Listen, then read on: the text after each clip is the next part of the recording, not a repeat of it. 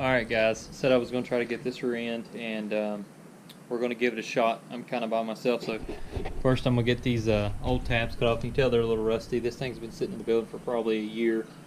But got the old axle out, which is, didn't know it, but it's a two-piece. Yeah, we're going to get these tabs cut off, get everything grinded down, cleaned up, and I got the new ones in my hand. Part number, I don't know if that helps you at all. If you get on Amazon, I don't remember what I really typed in, but I think I done it for just the 8/8 rear end, or I might have done 3-inch axle tube. So let me get these out of the box first, and we'll make sure they're going to fit. We'll go from there. Alright, they fit perfect. Like I said, you just want for the 3-inch axle tube, and to come over here in your leaf spring little pin. You'll make sure that fits inside it, which it fits pretty good. So let's get these old ones cut off and we'll rock and roll. We'll see if I can get that axle set in there by myself. I think I can, but we will definitely find out.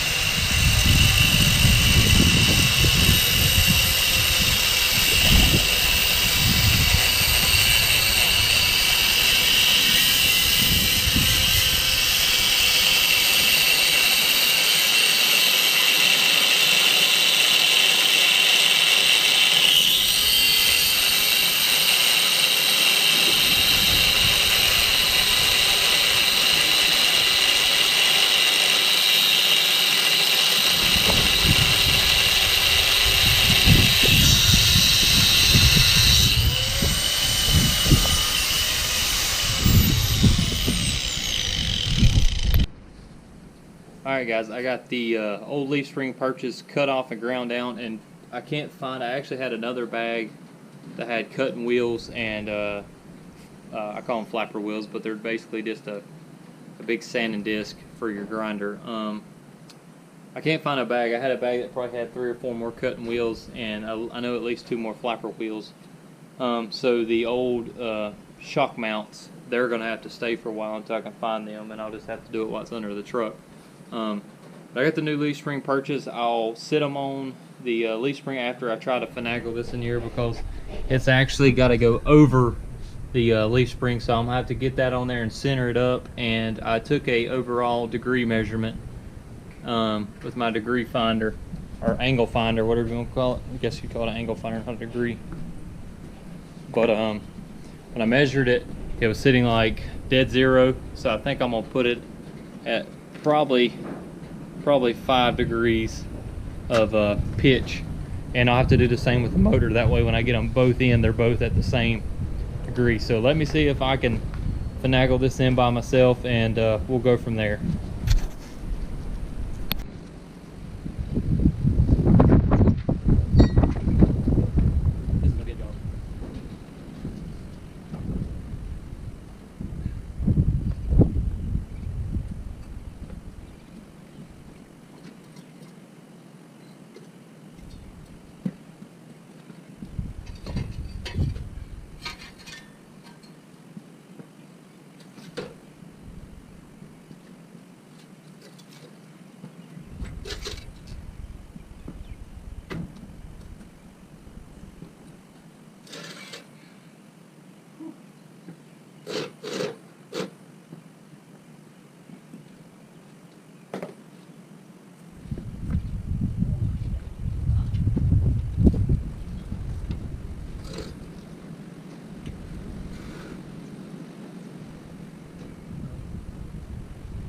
Probably better way to do this, but I heard.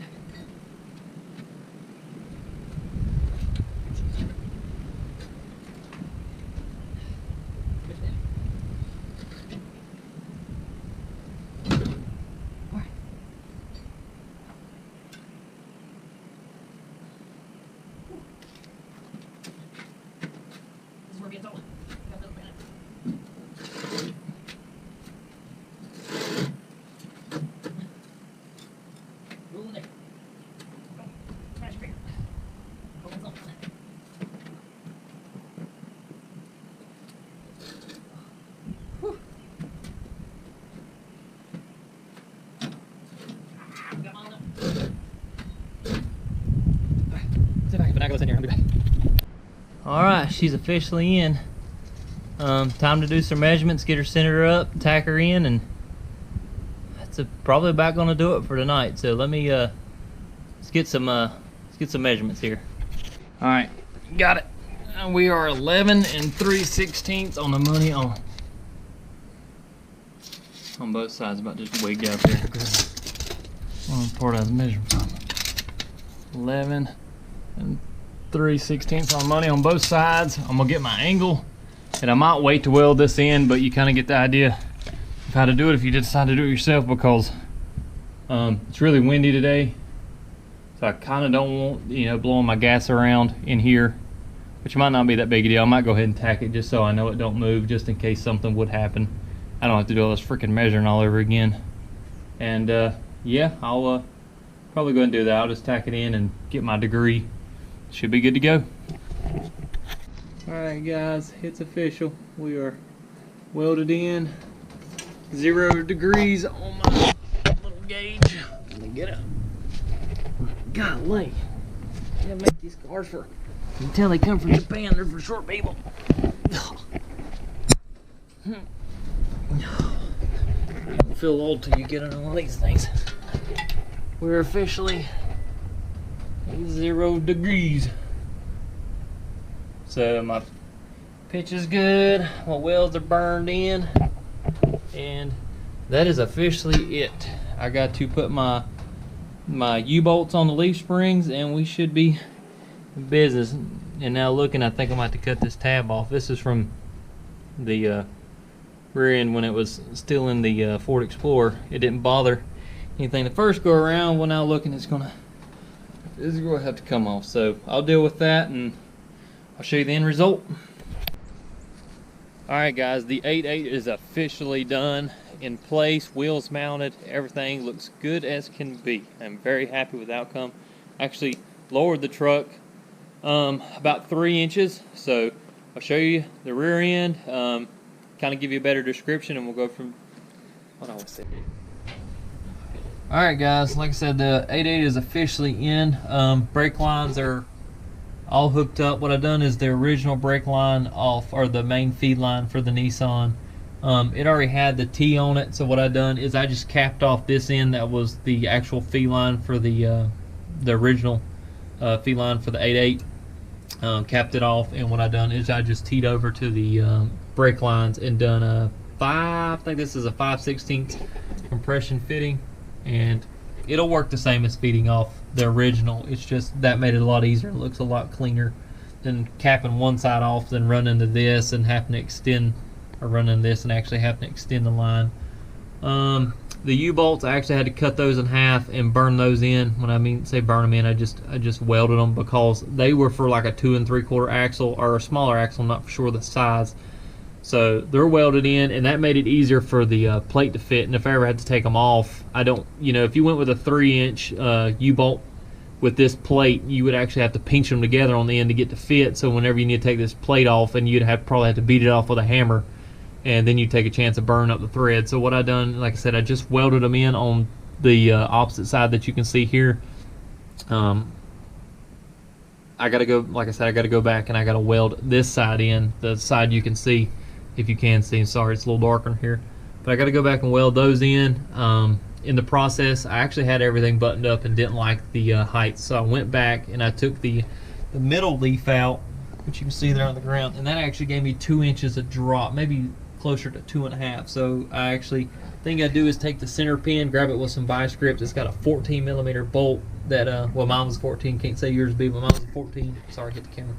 Mine was 14. I just backed that out, took the leaf, or the leaf out, put them back together, and everything bolted up just fine. You know, all the threads was long enough. But let me go here and show what it looks like from the side, maybe a little bit better.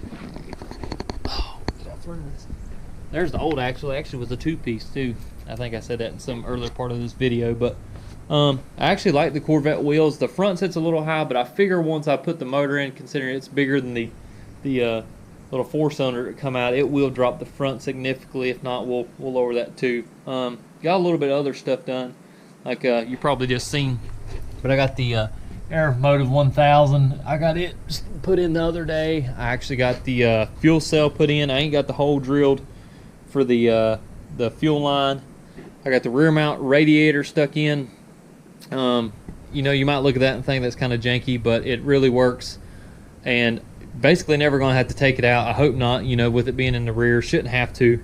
But yeah, I mean, it moves forward, but I'm going to actually run the fan on this side like a pusher style, and it will actually zip tie through the radiator, through the transmission cooler, and it should hold everything firm. If not, I can always put another piece of metal across, and everything should be fine. I think that's about it other than the shifter, but I'll show you that in another video just because I don't have a very good light. I actually left my phone inside. Got the lifters in, the LS7 lifters, and finally got the oil pan figured out. I had the wrong oil pan, I guess, from the beginning. It would not set flush. Dipstick tube. I think hopefully tomorrow I'm gonna get this turned around. They'll be in another video, but hopefully tomorrow I'm gonna get this thing pushed out, spun around, and I'm maybe try to set the motor and transmission in. But other than that, that's the only thing I've got done so far. Like I said, these are the motor mounts. I'll show you those. I know this sounds like I was in the video, but you know, if anybody has ever thought about doing this, or you know, thinking about it down the road, let me get my knife off. Thinking about it down the road, you'll kind of know what you're getting into or what kind of motor mounts work. These are just some old universal Amazon mounts. Like I said, they got the I don't know if this, I don't know, I don't got any information unless there's something back, but like I said, these are just the regular old, let me get one out. Sorry the camera's moving a lot, but one-handed skill here. But this is the plate that bolts to the motor, you know, just your regular old plate.